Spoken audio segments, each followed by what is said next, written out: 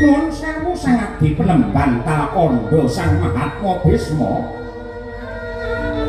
Jarawa paduka wonten ing pakuwon kula mriki kula ngaturaken pasegan panakrami mawan tuwa-tuwa kunjuk penemban. Pastungkara sidang sekaring bawana langgeng.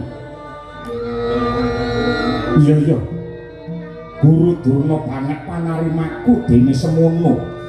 Anggon wasung pakurmatan ora liwat salam taklinku tampanana muga nyembuh marang jejeking kadarman anggenmu jinejer mongko dadi maha dwija. Ngaturaken ageng panuwun ing tanpa upami mugi-mugi dawuh paduka saged anumusi penemban Bisma. Guru Durna adoh saka pertapanku Talakanda aku tumeka ning pakuwonmu iki.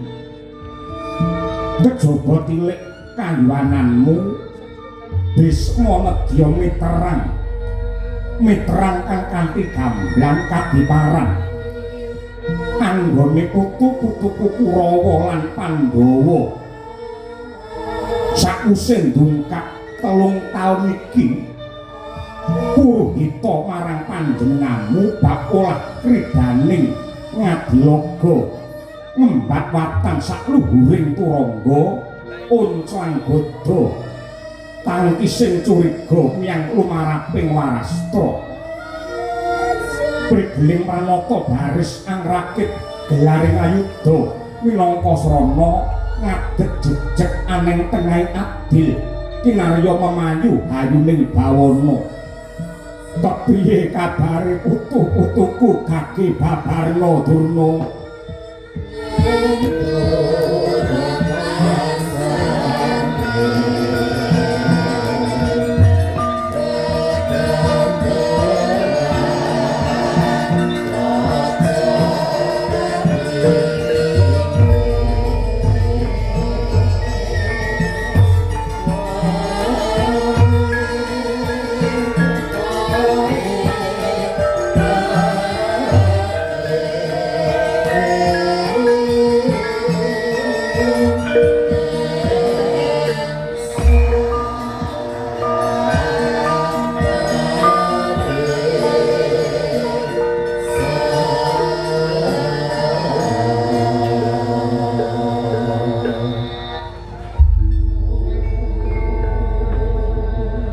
Panjrahing kang puspita